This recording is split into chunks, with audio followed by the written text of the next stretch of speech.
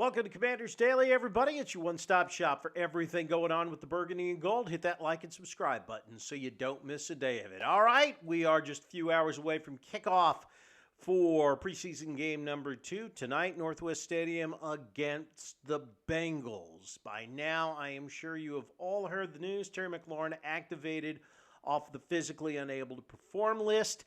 That means that, at least from Dan Quinn's perspective, they are, quote-unquote, ramping him up for the regular season. Now, still doesn't have a contract, so we really don't know how this is going to go. And did he want to get activated off of the PUP list? Was this something that the club is doing to put pressure on him to get a deal done? I don't know. Some of the options now. There's nothing that says Terry has to play. Except for the fact that he's under contract. But should he choose to sit out week 1, he could do that and, forfeit his game check of about $864,000. It's going to be interesting to see what happens post-game leading up to the last game with the Ravens, how much he's out there on the field. In a vacuum, I would say, well, this means that at some point he's decided, you know what, I'm going to bet on myself, I'm going to come in, I'm going to play on the contract this year, and then I am going to hit the free agent market, see what I can get next year. Remember, the Commanders will also have the option of franchising him after 2025. One would think if he has a great year, they're going to want to keep him around, and it's something they can do. There also may be discussions behind the scene, and it could very well be that sometime later today we hear that he has signed an extension. We don't know. I think this thing could go either way. You guys know that I said before, I thought this was, I had been saying for months, I thought it was going to be wrapped up right as training camp started. So am I surprised that it's gotten to this point? Yes, I am. I'm starting to think, though, if we don't see something happen this week, I think we're looking at maybe McLaurin holding out for the first couple of weeks of the season. I think he may, again, if we don't see a deal this week, then I think it's on a collision course to where Terry's going to call their bluff, going to see how things pan out the first couple of weeks. And, if the offense suffers, he may force the club's hand and say, okay, and they may add a little bit more to whatever it is they're offering. But so far, I think the two sides are still playing chicken here. But, the offense really does need him. So here's hoping that this means a deal is around the corner and it's not the worst case scenario. As for Jayden Daniels, we are going to see him against the Bengals. Dan Quinn officially announcing that at his last press conference before the game, and this was on Saturday. Let me tell you some of the guys that aren't going to be playing. So Jayden is going to play. Players that aren't playing: Bobby Wagner, Von Miller, Zach Ertz, Laramie Tunstall, Sam Commys, obviously. Brandon Coleman still nursing a little bit of an injury. They're trying to get him ready, obviously, for week 1. Noah Brown still nursing his injury. McLaurin obviously not playing. Marcus Mariota, Jordan McGee, Javonte Jean-Baptiste, and Jonathan Jones. So the last group that I mentioned from Cosme on down, those are the guys that are nursing some injuries. And again, they're trying to get them ready for week 1. But I think it is significant, important, and a little bit fun that we're going to see Jayden out there with the offense in a live game situation. How much does he play?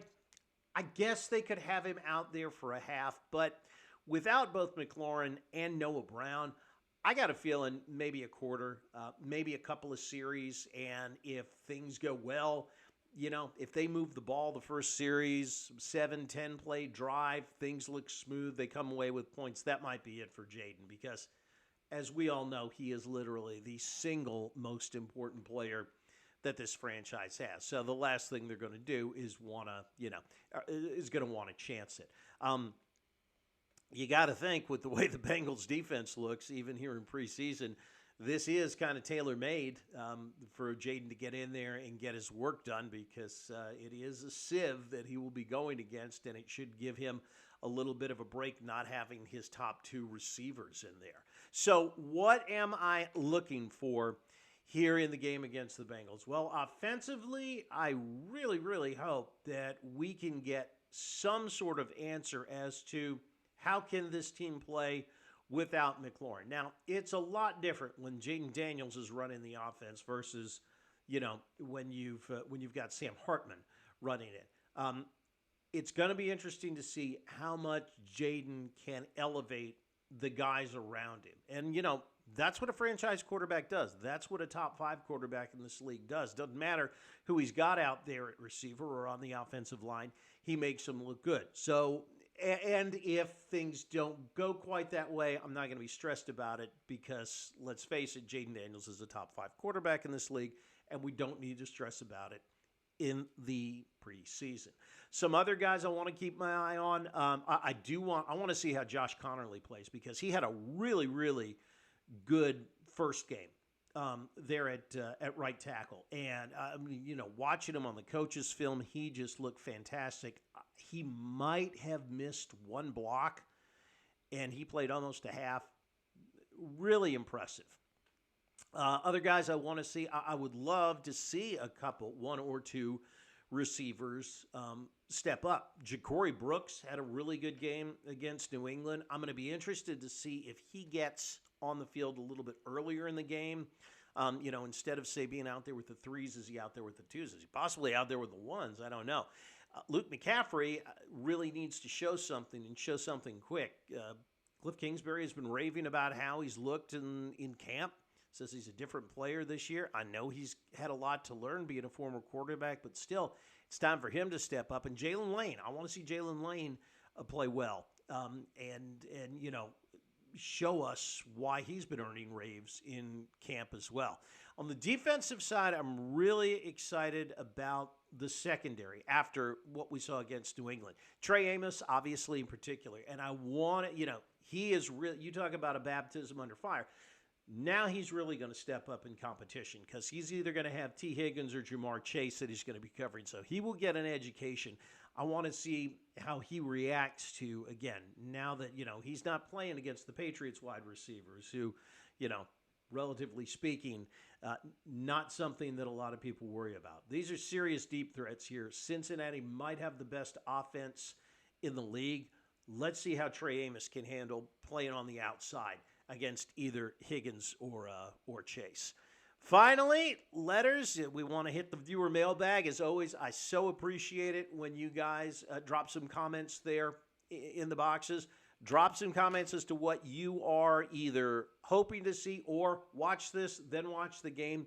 And drop me a comment on what you think about the performance against the Bengals. So let me get here and let's talk. Let's look at some of what we've been discussing here.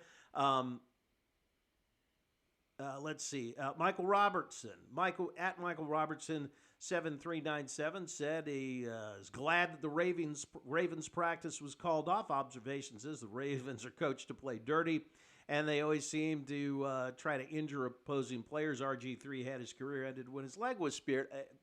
Granted, Haloti Naga was the guy that ended RG3's career. Basically, I think they just play hard. I don't know that. I don't know that it was that they play dirty, but they do play hard and they do bring the wood. At Carter Boatner 5170, do you believe the Ravens backed out of the joint practice? If so, was it a snub? I don't, Carter. Honestly, that never really occurred to me. But no, I think it was more a case of, I think both coaches kind of looked at where they're at. Maybe they just didn't, I can't say they didn't realize, but you've got a Monday night game. A joint practice would have had to have been either Wednesday or Thursday. So short week for the Commanders there for a joint practice. Then you've got a game. You're trying to get everybody ready to go for week one. So don't think it was a snub, more everybody coming to their senses and saying, you know what, let's just kind of ease into the into preseason game number 3, get everybody out of there healthy, have a week to recover, and then we can get ready for week 1. Well, that's going to do it for us. We will talk to you again tomorrow after the Ravens game. Let us know what you think about it. Drop that comment in the comment box. And, as always, like the wise man once said, if you're out on your bike tonight, as always, do wear white.